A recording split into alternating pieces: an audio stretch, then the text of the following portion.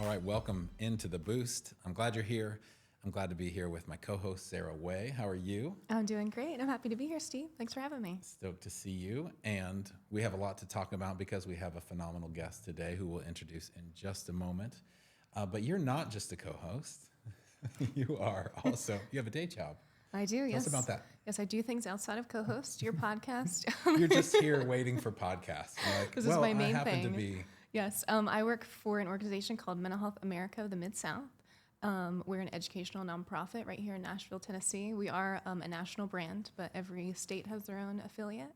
And one thing I love about my job is I do our mental health screenings, which is just a little online test that you can take. It asks you the hard questions, but it gives you really good education and resources after the screening. And I brought with me these little stickers that we made. They say, create a world where people want to stay. And it has a little QR code to our mental health screenings. That's a great message. We'll put this up on the screen. People will be able to actually scan this QR code if you want, if you need a screening. Tell us a little bit more about what people get out of the screening when they do. Yeah, so I mean, I always say it's like education is the best way to start. And sometimes when you're not feeling right and you're like, okay, I'm exhibiting some symptoms, I don't know what to do. The survey is great because it does ask you those hard questions where you're like, ooh, I may not have asked that for myself. But then you can save the questions. You can show them to a family member or like a provider or your primary doctor to just like get the conversation started. I think it's a great way to get the help that you need. Fantastic.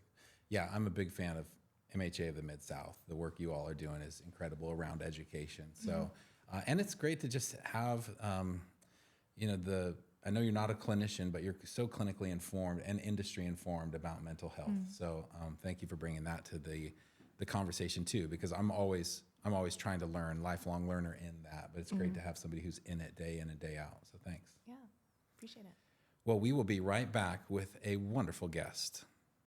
All right, welcome back into the Boost. I'm glad you're here, and I'm so stoked to be here with Shannon McIntyre Hooper. How are you? I'm awesome. So happy to be here. I'm so glad you're sitting here with us, with Sarah and me. We've got a lot to get into with you. You and I have history, which sounds really bad, but it's a good history. That's right. It's all true. It's great. I used to work for you as you ran growth and all sorts of things for Revive Health, and now you're running Unlock Health. And so we'll talk about that. Unlock Health is our premier sponsor for the Mental Health Marketing Conference, which is wonderful, and it's been huge for the event. But we start every podcast the same way, which is the virtual hug and the shameless plug. And it helps they rhyme because I can remember them. And the virtual hug is tell us somebody or something you're grateful for today. Yes. So that would be my husband, who is the most incredible support for everything that I'm doing. And we'll talk a lot about stoicism and how to stay grounded. But honestly, I think that without his support along the way, it would be really hard to live and breathe what I preach. So I'm just very thankful for him. I love it. I follow you on Instagram and I see Greg, and good egg Greg is what I think every time. It's absolutely true. He's a good dude. And you've been all over the world lately. We have. Oh my gosh. So we love traveling abroad, and we just got back from Thailand and South Korea. Wow. And it was an absolutely phenomenal trip. I love getting into other cultures and seeing. Was the food amazing? Oh my gosh. I'm sure. We travel for the food. Yeah. Let's be honest. And the food was phenomenal. I don't think we ate inside the entire time we were in Thailand. It's all street food, street markets. Just such a cool experience. Nice. Yeah. Was there one dish that just totally blew your mind or Yes. was new to you? Yes. Soy, maybe cow soy. I don't know how to pronounce it. Yeah. One of those delicious Thai noodle dishes with crunchy things on top. Yeah. Sounds amazing. Very eloquent description of it. So I've got a sushi place that is like 12 out of 10 every time. And you got to come try it sometime. I'd love to take you. And Are you going to hide the secret? What is it called? Oh, yeah, it's a secret. It's a secret. No, it's not a secret. Tell. It's called Yuki Sushi. Ooh. Okay. And I've been there over 100 times. 100 out of 100, great event, great meal every time.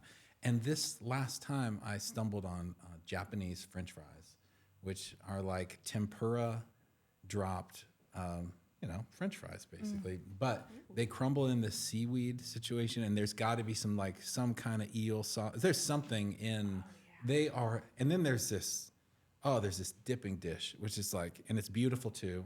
Of course, the bowl is beautiful. The sauce itself is beautiful. They're amazing, but It's all about the sauce. It's all about the sauce. Yeah, I feel like I could absolutely. get on It's the board with that. sauce. I'm not a Yeah. big French fry person in general, except as a vehicle to To the sauces. sauce. So that feels like maybe I would be okay with the vehicle too. they're they're light and crunchy. It's not like you're not getting some crinkle cut Arby's situation. No we don't offense, want that. Arby's. Yeah. They don't Gotta write that sponsor They one might down. stop. It's all about They the might sauce. stop watching. It's all about the That's sauce. gonna be your new slogan. This might be the It's anyone who disputes it, yeah. yeah. They're out. All of French cuisine is about the sauce. I mean, 100%. you study for decades to learn, how to make a sauce, and I can make an amazing hollandaise. Really? Yeah, I mean, if I don't you ever think I've needed, ever had if an you ever needed- amazing hollandaise. For like Oh. an eggs Benedict? for eggs Benedict, you've never had my hollandaise. Isn't it like that It's weird true. creamy sauce? Not weird, but creamy. Yeah. But it can be weird. It can be way too thick and like a whole situation. It could be clumpy. like an investment, and then it kind of Yeah. It just I was like, I'd rather have the poached egg. I know what you're saying. That's how it's mostly done. But Next Right. podcast. I was your about favorite to sauce. say, if that doesn't come in on the next podcast, Name your happy. favorite sauce. it's all about the sauce. It's all about the sauce. Yes, 100%. I use serrano peppers. That's the trick. okay. Don't give all your secrets away. We're recording. We'll edit that out. Yeah, that's a good idea. Okay, thank you for the virtual hug. Tell us your shameless plug. What do you do? So I am president of Unlock Health, which we are so happy to be a sponsor of what you're doing here. I mean, there are few things more important right now than helping people get access to care, to mental health care.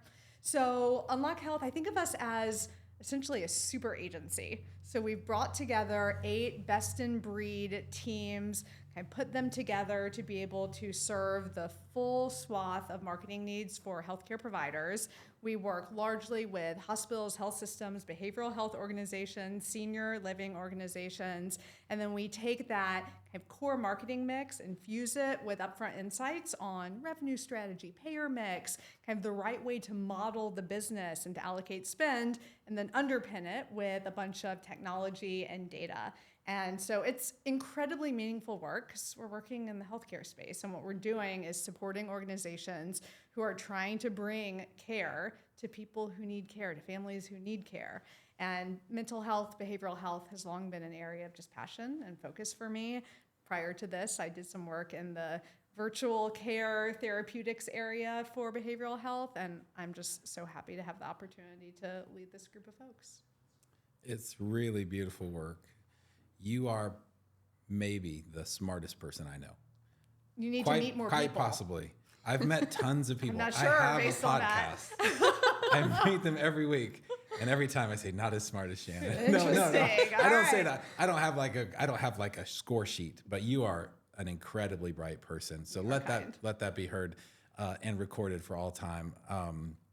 And I've worked with a number of the people that you work with or who work for you at Unlock, and equally just impressive minds doing great work over there. And what was so exciting when you and Brandon Edwards and the team decided the mental health marketing conference was one to support is that it was a big watershed moment for me in the industry to say an agency of this caliber integrated in health system marketing and the MarTech around that and the analytical upfront insights around that is signaling to me we've come a long way from where we were 8-9 years ago when this conference started up in a few classrooms at Lipscomb, helping therapists design websites and things like that, which is also important, and if you just hung your shingle as an entrepreneur or therapist and you're trying to fill your books, wonderful. Like, we got stuff for you. But that was a moment for me.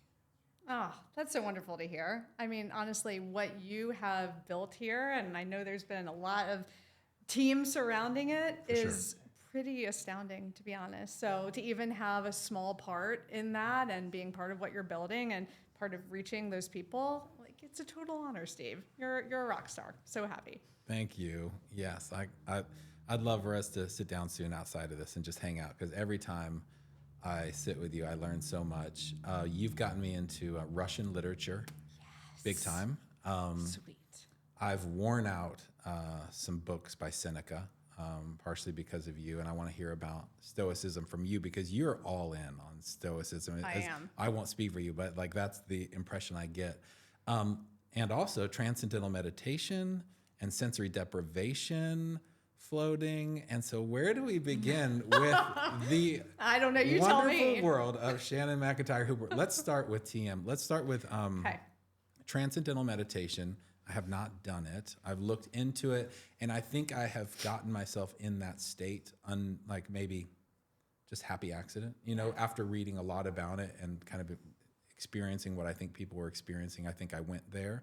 But tell us about that in your life. Yeah. So I have always been on the hunt for these practices that can help me get in tune with myself and in tune with consciousness and all of those kind of core aspects of being. So I've done meditation for over a decade and tried a lot of different things, did mindfulness for a long time. And I got introduced, I don't even remember where, into the idea of transcendental meditation. Ended up going to one of the initial learning sessions, was really compelled by it. It's very different from mindfulness meditation. If you think about mindfulness, it's about being aware of your breath, of your body, of thoughts as they come up, knowing how to note them and let them go. And the approach in transcendental meditation it's just very different. It's drawn more from the Vedic traditions of India, so much more connected to Hinduism and the idea of repeating mantras and using that to kind of center yourself. And the whole theme around it is being effortless. And that's actually quite distinct in my experience as compared to mindfulness meditation, which is about noting and focus and noticing. But the repetition of the mantra, and you do this essentially for 20 minutes in the morning and 20 minutes at the end of the day, which is a big commitment. And I admit I'm not always great at doing both, but I always do at least one. The repetition of the mantra, which is given to you by a certified TM teacher, and you're never supposed to relay it to anyone. Okay, I was going to ask. Yeah, but I I'm can not tell you. going- Good I'm thing not you going said to. that. Not I was gonna going to do it. ask. That was going to be my first question. Nope, top secret. But it is this very different practice of repetition that just brings you down into the state of what they call transcendental consciousness. I think of like with the bowl with the thing where the is it that as well? Because it could just be sounds that you're making to like clear your mind. It could. It's probably more similar to that than it is to mindfulness. But there is something about the mantra itself. And you don't say it out loud. You can start that way, but you are just repeating it in your head. And you can almost feel it pulling you down for 20 minutes. For 20 minutes. And I had a hard time sitting still for 5 or 10 minutes for mindfulness meditation. Okay. So I thought there's no way. Well, mindfulness is hard because it's about clearing your mind. And then one thing comes to mind, and then you're like, I got to start over. Yeah. You know? I'm Yeah. always sweeping. It's like a chore sometimes, and I'm not Yeah. like disparaging it. It's just Yeah. it is. There's effort to it, like you said. But TM for you is effortless, or you get into that space. It is. And there is so much research around it. I think there have been 380 peer-reviewed studies of TM specifically as a technique, which is actually quite unique for meditation. Obviously, tons of research on meditation broadly, but that body of research around a particular type. And there's pretty compelling connections between it and its ability to help build resilience, to manage through anxiety and depression. There's actually a really interesting recent piece of research tying it to treatment for PTSD.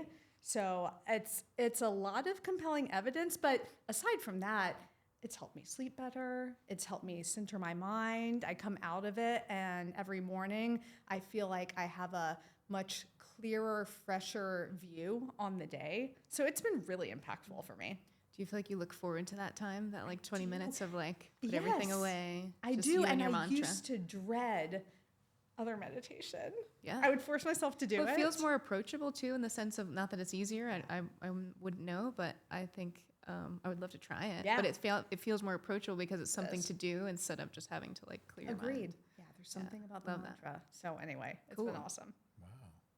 Have you had like what's it like at the bottom there? Like what? Yeah. And have you had a singular aha moment or a revelation or like it? I've never done it that way, so I don't know. But I'm super curious. Yeah, I have. When you reach the bottom. There is a And bottom. Okay. There is, but it's this sense of simultaneous emptiness and fullness is the only way I can describe it. And you're conscious, but there's nothing running through your head. And then eventually you kind of bubble out of it, but you can often get back into it. So I don't know how long it's lasted for me, and you don't have it every time. And that's part of it. It's like, that's fine. It's totally okay. But when you do have it, it's just incredibly fulfilling. I can't wait to try it. Do it. I'm just have to make up a mantra. I know.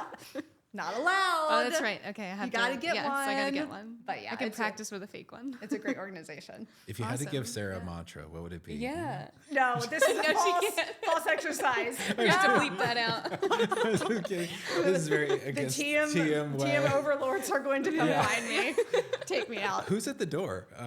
Exactly. We're here for Shannon. Yeah. This microphone is off. Yeah. I did have a follow-up thought, which is, it makes me think a lot about the Tao Te Ching, which is like a book that I geek out. Another book where the pages are falling apart. Yeah. My Tao Te Ching literally has duct tape on the outside because it's an older book. I think I bought it at a used bookstore for one, and then I've gone through it so much. And so when I asked you that question, I was anticipating maybe there is a wordless, void part of this answer. So for you to feel empty and fully conscious, like there is this tapping into the universe in the way that I like to envision the universe in the world, where you are singular and all, in one, and it feels like you are a part of it and also in the void. Yeah. Absolutely true. I think it's a great way of describing it. So then tell us about sensory deprivation, floating, because that's also the last time we hung out. Another thing you told me about, I was like, and also I have not done That's in the that pod, yet. right? Where you float in the water. In the dark.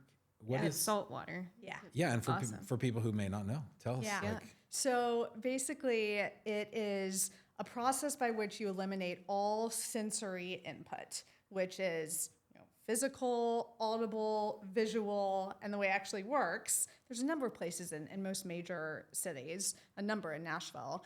It's essentially this large pod, and it's filled with water, which is infused with Epsom salts. And so essentially you get in there and you kind of close the tank on top of you, and it's all soundproofed, and it's pitch black dark in there. Oh. And the water has the buoyancy so that you are just floating on top of it, and the temperature is such that you can't feel it. So you feel like you are floating suspended in space. You can't feel anything. And it's alarming at first. So I'm sure. you get in there and you're like, am I doing this right? And my mind's racing and all of these feelings. But just that environment of losing all sensory input, it does something really unusual to the brain. And a lot of the evidence when they've done fMRI studies and those types of things during it is it basically just slows down all the frequencies of the brain. So it's increasing, I think it's alpha and theta waves, which are really connected to improvements in well-being, the central nervous system reset, and you can just feel the cortisol levels dropping. What's also really cool about it is it's been pretty well studied too, and there's a lot more research happening right now, but there's a systemic review of, I think, 60 peer-reviewed studies on it recently, which show a lot of strong evidence of it improving memory and attention span and cognitive function. And I know from a neuroscientist that I was fortunate to have a conversation with recently that there's also a lot of research on it for performance athletes, because it can kind of help reset from a physiological stress response perspective. So you're in there for 90 minutes.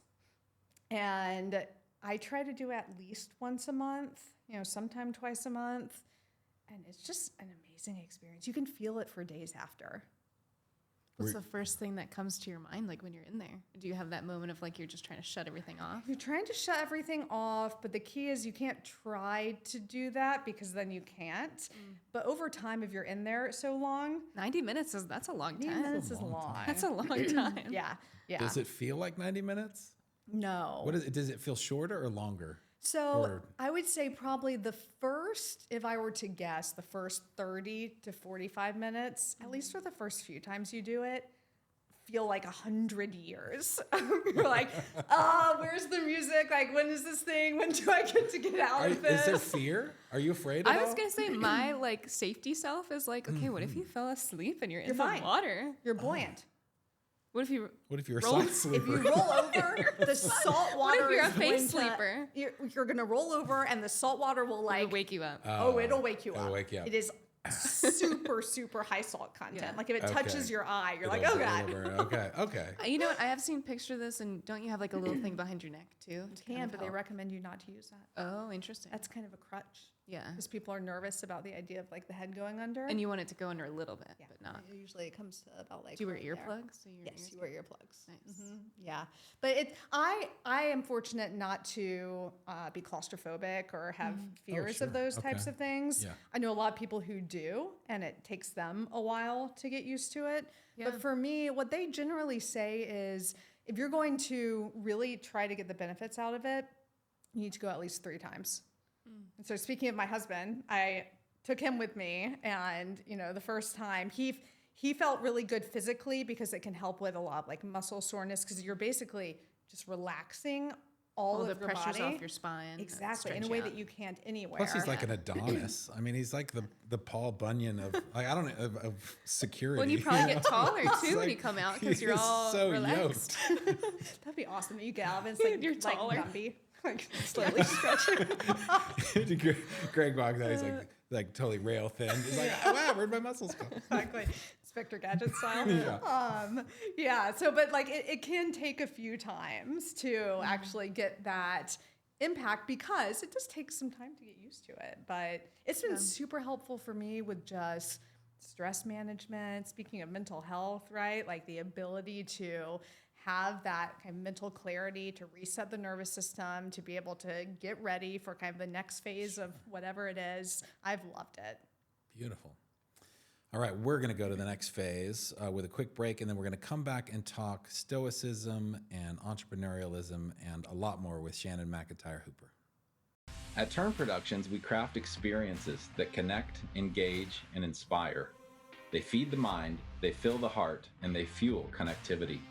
From dynamic conferences to powerful podcasts, we bring ideas to life through our proven process of planning, production, and promotion. So your audience doesn't just listen, they remember. Ready to make an impact? Let's build something unforgettable together. Visit turn.productions to get started. All right, we are back with more from Shannon McIntyre Hooper. You just covered a bunch with Transcendental Meditation and sensory deprivation floating. And I won't make an assumption, but in my head goes to somebody like you making very powerful business moves, business decisions, high stress environment, lots of relationship management at any level in an organization. Some of these tools and tactics have got to be helpful for you. But talk about the roller coaster, the highs and lows of being an entrepreneur running Unlock Health as the president. Yeah. So I'll talk about this through a couple of lenses. Maybe one through the stoicism lens in the context of in the moment, how to handle difficult scenarios. And then maybe I'll get nerdy again and talk about some neuroscience stuff that helps, I think, in thinking about how to get ahead of challenge before it comes your way. So from a Stoic perspective, there's a bunch of core principles. One is to just focus on the things you can control, right? And let go of the things you can't control. Another is this idea of the obstacle is the way is the common framing, but really learning to embrace challenge and find value in it as part of the path to growth and actually part of the path to a solution. So when we talk about the focus on what you can control, actually, I'd love to like bust a myth super quickly. Do it. A big critique of Stoicism that I hear often is that this means it's an excuse to not do things, right? Oh, I can't control that. I'm going to just focus on my little sphere. Or, that's not an area that I can have any impact in, so I'm going to just mind my own business. And I think it's a fair critique of it at the surface level, but that's not what the Stoics actually intended when they were talking about it. They were talking about it as a true reflection on what are the things that you can do to impact change. Those are the things that you can control. Go do them. And then on the other hand, if there are things in your life where truly you can have no impact on it, do not spend all of these cycles worrying about that. So for me, from a leadership perspective, an entrepreneurial perspective, that idea of focusing on the things that you can control, it's actually a catalyst for action because it's this filtering mechanism of the areas where I can have an impact and this big motivator of if I can change something there, it is my responsibility to go change something there. So that's one aspect of it. And I think there's a really interesting theory called the theory of ascent. And people talk a lot about Marcus Aurelius and meditations, and I love it. I just did my annual reread of it, which we can come back to if we want. But I think one of the great Stoic philosophers that is often a little bit overlooked is Epictetus. Mm-hmm. And in his writings, he talks about the idea of the theory of ascent. And the concept here is that when something happens to you, your body and your mind give you an impression of whether it's a good or a bad thing. And you can choose whether or not to assent to that impression. So if you take a really easy example, you're driving down the highway, some jerk cuts you off, speeds down ahead. It's really easy to get angry, right? Your body is reacting and it's saying that is bad. But you can make a choice and say, do I have any control over that? They're already 3 miles down. When I am upset and angry about that, it's not hurting that person. It's not teaching them a lesson. It is only hurting me. And so then you let it go. And I think kind of that framing, which can be used for in all manner of ways around decision making and really hot environments where there's a lot of emotion, a lot of people's feelings, all the way to stopping swirl around worrying about things that may or may not happen. It just becomes this lens to take action. Yeah, I used to have to commute from in Southern California up to LA, and it is like an 80-mile-an-hour dance. Like you better know the steps, you better slot in, fit in, do not hit the brakes. Like I was like feet behind, in a rolling tin can, like feet away from like utter destruction. Totally. And I saw that happen sometimes on the freeway. So I can't imagine what that has done, like what that did to my body and my mind.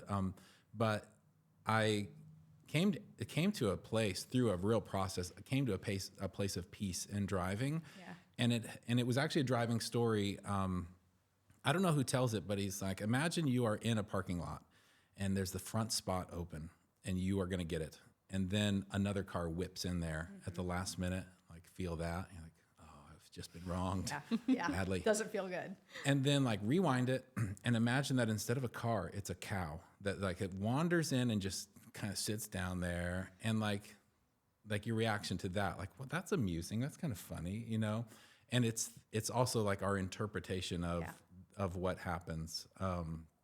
But the thing I've taken from you is what you can control and what you can't control, because the more I watch the economy and I learn how to read charts, for example, of markets, there is a big invisible wave happening. Mm-hmm. And some of these waves no one can control. And we like to assign a meaning or a value to it. And oftentimes it is a roller coaster wave that is so much bigger than us. It would be like us stopping a tsunami, like an invisible tsunami. And so there are things that we can't control for sure. And then there are things that are utterly in our control. And it's an interesting point that we are responsible. We're beholden to work on those and control those. And then there's the muddy kind of middle. Like, how do you decide in the middle which is which? It's a judgment call often, but the way I think about it is that this principle is almost this elixir to eliminate the worrying process. Because let's say that you're worried about something that may or may not happen, or something this bunch of people is doing over there. You have to really think about, can I change that person's behavior? Should I? Do I need to do something? Is it that bad? If so, do it. Go do it. Talk to them. Find a way to change the trajectory. And on the other hand, if it's really just an irritant or something like that, let it go. Go focus on the things that you can do.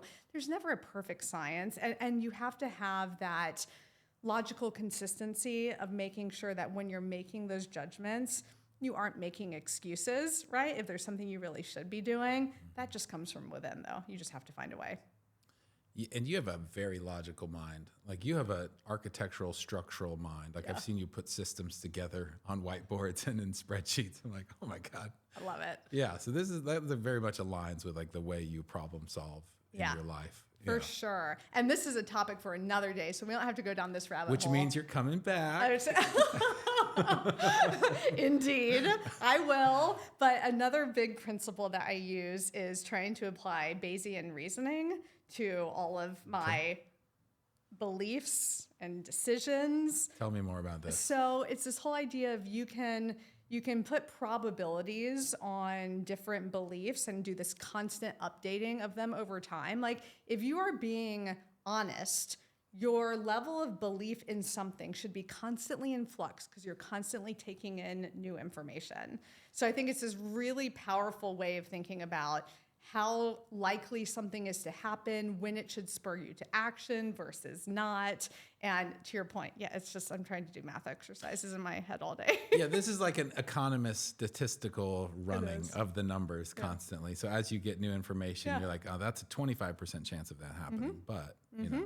At least you're taking in the new information, because I feel like some people just block it out and they want to believe what they want to believe. And when they hear the new info and they're like, I don't want to hear that because it'll change my thoughts, you know? Exactly. So that speaks to you and just how open-minded you are. There's this Charlie Munger quote, which is every year that I don't destroy one of my best loved ideas is a wasted year. I've probably botched that a little bit, but you get the spirit get of the it, point. right? Like you should constantly be tearing down things that you thought you knew were true because the world is changing all the time. And so I think it's exciting, but yeah, you're right. Probably not everyone. Yeah, some of the best CEOs in my mind that I've worked for, I've seen moments or phases where they break things, they tear things apart and they break it down and then they bring it back up to life in a new reincarnation. What about the resilience that it takes to do that process, to lead that vision and everything? Is there any experiences you bring to bear or share when it comes to building resilience? Yeah, so this is probably where I'll get a little bit nerdy again. So there's this region of the brain called the anterior mid-cingulate cortex, AMCC. And it's the part of your brain that is responsible for a lot of cognitive and emotional regulation. And there's really good evidence that when that part of the brain is strengthened, again, resilience against anxiety, depression, actually some really interesting early evidence that helps guard against age-related dementia and improves physiological stress response and physical fitness. So that all sounds well and good, but it's like, all right, well, what if I don't have a strong AMCC? The really cool thing is that there's also a bunch of evidence that you can strengthen it on your own. And what the evidence shows is that by engaging in really challenging endeavors, whether it's physical or otherwise, by pushing yourself to do something that you genuinely in your gut do not want to do, that increases the gray matter in that region of your brain. So I think that practice, it's almost this, double click on the idea of the obstacle is the way, right? Like the obstacle is the way, both in the sense of, yes, when you have a really difficult scenario, you learn from it, you grow from it, it gives you that pathway to pivot and build something different and often better. But also, if you force yourselves into kind of some of these challenging environments, you are building the strength to be able to then have greater resilience when those challenges come. In other words, being comfortable with being uncomfortable. Totally. Yeah. Yes. Nice. Yeah, I love it. The resistance is the way. I mean, again, back to sort of like something I nerd out on, which is like market charts and things like that. You see this, you see these lines of resistance where the market will be moving upwards or downwards. But let's say it's moving upwards and it hits this point and it kind of bounces off of that, and it'll try again, it'll bounce off of that. And we think there's like no psychology around that. It's all humans. It's all the entire market of humans and all known information going into this momentum of where things are going next. And then it'll take time. It'll bump, bump, bump, and then it'll cross that that resistance point, and then it'll retest it, and that resistance will become support for the next market move up. But the best investors can do it on the way down. So the quote unquote dumb money is what they call it. They only want the market to go up. And the smart money knows that if you flip the chart upside down, it's the same momentum, and it's the same moves where it'll test, and then break through. And we see that in the physical bio sense, exercise, things like that, where you're bending and not breaking. You certainly don't want to break your arm, tear a shoulder, but you certainly do want to press yourself and push yourself, and sometimes that takes some breaking. Yeah, it's absolutely true. Yeah, there's this other great concept, speaking of the kind of bending, not breaking. When I did my reread of Meditations over the new year, this concept of being straight, not straightened, came through a lot more when I did this reread compared to other ones. Straight, not straightened. What does that mean? Yeah, so it basically means that kind of your resolve and ability to get through things comes from the inside, like you stand up straight, not being pushed by all of these external factors of you should be behaving in this way, and so you behave in that way. And it showed up like 3 or 4 times in the book. I've missed it in every other read. Every time I reread Meditations, I come away with something totally different. So the not straightened piece of that is that's the world's impact on you or effect on you? It's do the right thing because it comes from within, not because other people are watching. Oh, wow. Nice. Yeah. Well said. Practice the virtues. Yeah. So do you have lessons? This is a question that's becoming one of my favorite things to ask, which is, do you have lessons for younger Shannon or younger Shannon coming up in the world? If you could run it back again in the Matrix, and you're like, and by the way, I need to tell you this one thing. Yeah. So a lot, probably. One of the big ones would be don't worry about things twice. So what I mean by that is I think that, I'll just speak for myself. I think early in my career, and probably a lot of other people, spend a lot of cycles thinking about, oh gosh, that might happen, or I'm a little worried about that, or that's a scenario that is definitely out there. And ultimately, what ends up happening is rarely what you've been worried about. So, and if it were to happen, you've basically worried about it twice. You're worrying about it now, and it probably won't happen, but if it does, then you're going to worry about it again when it happens. So let it go. So there's this amazing German cognitive scientist named Joshua Bach, who is worth looking into, reading, listening to some of his stuff. And he talks about this idea that all human discontent is due to a disconnect from the present. And if you think about unhappiness, the source of unhappiness, it's really in looking back at the past. I did that wrong. I should have done that. I wish I had. That's what led to this. What a mistake. I wish I could do that over. Or it's this anticipation, catastrophization about the future. And if you stay focused, this goes back to, focus on what you can control in the moment. If you stay focused in the moment and on the areas where you can make impact and progress, and also life is freaking amazing, right? Like what a gift to have this. You stay focused on that, you're going to lose a lot of the stress that keeps you up at night. So I wish I'd known that. And relatedly, there's also this concept in Stoicism of memento mori. Remember you will die. I have it tattooed on my leg. I also have this big poster in my office where it is all of the years of one's life. I think it goes till 80. I'd like to live beyond 80. And basically, all the weeks in all the years of your life. So it's a big poster. And then every morning on Monday, I go and I scratch off that box. No way. Yeah. What is the phrase? Memento mori. What's it mean? It means remember you will die. Remember you will die. Yeah. That's a big Stoicism rule. Is like everything. It's related to sort of the Eastern idea for me of like everything's already broken. Like it does break in the past. This beautiful microphone, that glass. All things eventually kind of go. In some sense. But, yeah, exactly. But also we do. That's exactly right. And I think, there's sometimes people who come into my office and ask what it is. I tell them and they're like, well, that's kind of dark. So you're like reflecting daily on the fact that you'll die. And I'm like, I find it so empowering and uplifting because it's a reminder of, look, we've got limited time here, and use the time, enjoy it, appreciate it. You might have a day filled with tons of frustrations. At least it's a day that you're alive or healthy or have family around you. It's just this forcing function of appreciation and reminder of cherishing the time we have. So I see it as this super, super positive thing.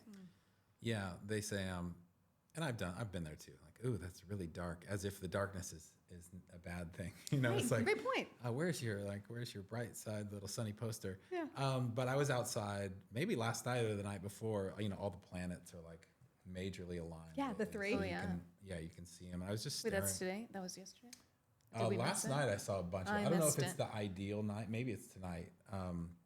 And by the time you hear this, it's way too late. Yeah. Go look on YouTube. You'll be fine. People are outside. It's like, better on YouTube anyway because people with their lies. cameras. These are just regular stars. what a bummer. Yeah, but it was like bam, bam, bam. I'd never seen it in my life, and I was just staring up at the sky. But the darkness is what like brings that to life, right? It's like, then I can see it, and the North Star is like so beautiful. So Yeah. yes. Well, Shannon, thank you so much for coming on the show. It's very cool to have you on, and would love to have you on again. I know this was like a commitment of your time and everything, but I learned a ton, as I always do. As from did you. I. Thank you. You were are- preaching.